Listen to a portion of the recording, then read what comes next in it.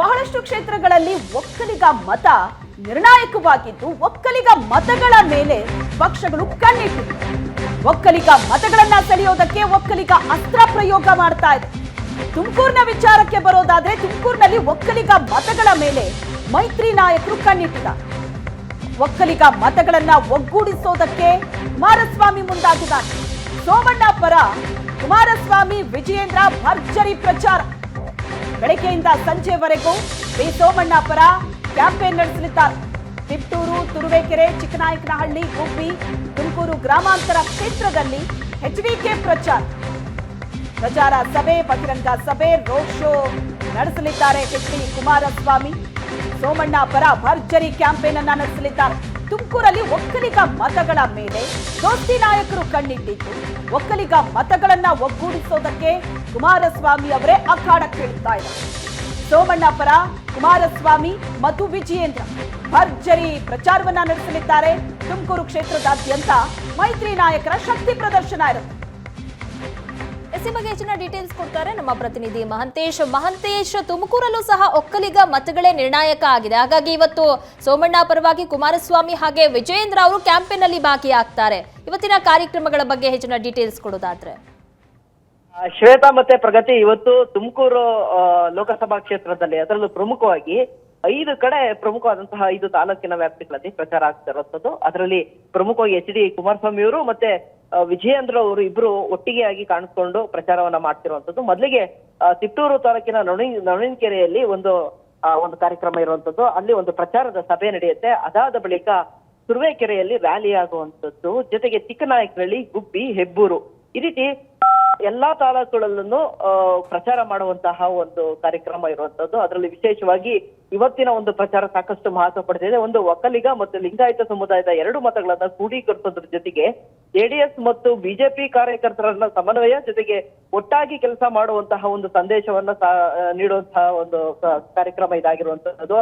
ಮತ್ತೆ ಇನ್ನು ಚಿಕ್ಕನಾಯಕನಹಳ್ಳಿ ಮತ್ತೆ ಗುಬ್ಬಿಯಲ್ಲಿ ಪ್ರಮುಖವಾಗಿ ಮಾಧುಸ್ವಾಮಿ ಅವರು ಈಗ ನಿನ್ನೆಯಿಂದ ಏನು ಫೀಲ್ಡಿಗೆ ಇಳಿದಿರುವಂತದ್ದು. ಅವರು ಏನು ಅಸಮಾಧಾನಿತರನ್ನ ಮತ್ತೆ ಅಲ್ಲಿ ಪ್ರಚಾರ ಮಾಡುವಂತದ್ದು, ಮತ್ತೆ ಮಾಧುಸ್ವಾಮಿ ಚಿಕ್ಕನಾಯಕನಲ್ಲಿ ಪ್ರಚಾರವನ್ನು ಮಾಡ್ತಿರೋದು ಒಂದ್ ಕಡೆ ಕಾಣ್ಬೋದು. ಇವತ್ತು ಈ ಒಂದು ಪ್ರಚಾರ ಸಭೆಗೆ ಮಾಧುಸ್ವಾಮಿ ಅವರು ಬರ್ತಾರ ಅನ್ನೋದು ಕೂಡ ಸಾಕಷ್ಟು ಕುತೂಹಲ ಇರುವಂತದ್ದು. ಅದಾದ ಬಳಿಕ ಗುಬ್ಬಿಲಿ ಮಾಧುಸ್ವಾಮಿಯ ಬೆಂಬಲಿಗರು ಕೂಡ ಇರುವಂತಹದ್ದು, ದಿಲೀಪ್ ಕುಮಾರ್ ಇರುವಂತದ್ದು. ಅವರು ಕೂಡ ಗುಬ್ಬಿಯ ಪ್ರಚಾರದಲ್ಲಿ ಪಾಲ್ಗೊಳ್ತಾರ, ಆ ಮೂಲಕ ಇರುವಂತಹ ಅಸಮಾಧಾನವೆಲ್ಲವೂ ಕೂಡ ಶಮನ ಆಗಿದೆ ಅನ್ನೋ ಒಂದು ಸಂದೇಶವನ್ನ ಕೊಡ್ತಾರ ಅನ್ನೋದು ಒಂದ್ ಕಡೆ ಆದ್ರೆ, ಕುಮಾರಸ್ವಾಮಿ ಅವರು ಜಿಲ್ಲೆಯಲ್ಲಿ ಇರುವಂತಹ ಪ್ರಮುಖವಾಗಿ ತುರುವೇಕೆರೆಯಲ್ಲಿ ಜೊತೆಗೆ ತುಮಕೂರು ಗ್ರಾಮಾಂತರದ ಭಾಗದಲ್ಲಿ ಜೊತೆಗೆ ಗುಬ್ಬಿ ಭಾಗದಲ್ಲಿ ಇರುವಂತಹ ಒಕ್ಕಲಿಗ ಮತಗಳನ್ನ ಕ್ರೋಢೀಕರಿಸೋದು, ಆ ಮೂಲಕ ಮೈತ್ರಿ ಅಭ್ಯರ್ಥಿಯ ಗೆಲುವಿಗೆ ಸಹಕಾರವಾಗುವ ರೀತಿಯಲ್ಲಿ ಒಂದು ಪ್ರಚಾರವನ್ನ ಇವತ್ತು ಒಟ್ಟಾರೆ ಆಯೋಜನೆ ಮಾಡ್ಕೊಂಡಿರುವಂತದ್ದು.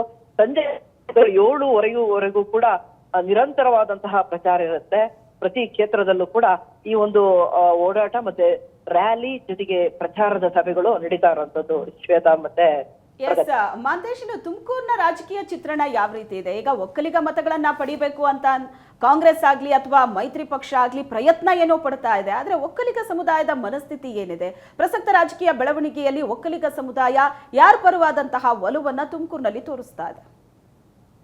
ಏನು ಪ್ರಮುಖವಾಗಿ ತುಮಕೂರು ಜಿಲ್ಲೆಯಲ್ಲಿ ಏನು ಒಂದು ಒಕ್ಕಲಿಗ ಸಮುದಾಯದ ಮತಗಳು ಮತ್ತೆ ಲಿಂಗಾಯತ ಸಮುದಾಯದ ಮತಗಳೆರಡೂ ಕೂಡ ಸಾಕಷ್ಟು ನಿರ್ಣಾಯಕ ಇರುವಂತದ್ದು.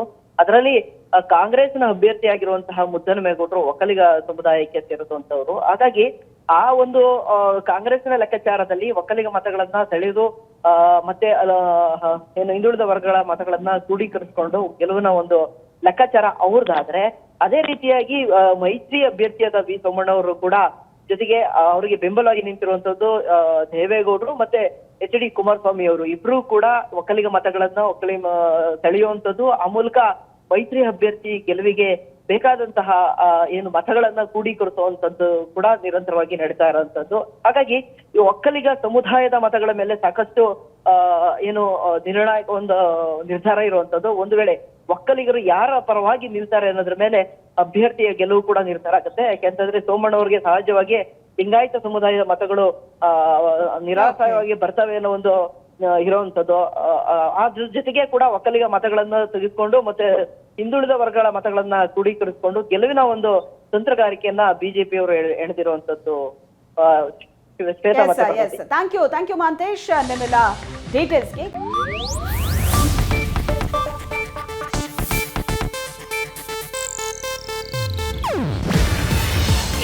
ಏಷ್ಯಾನೆಟ್ ನ್ಯೂಸ್ ನೆಟ್ವರ್ಕ್ ಪ್ರಸ್ತುತಿ. ನೀವು ನೋಡ್ತಿದ್ದೀರಾ ಏಷ್ಯಾನೆಟ್ ಸುವರ್ಣ ನ್ಯೂಸ್.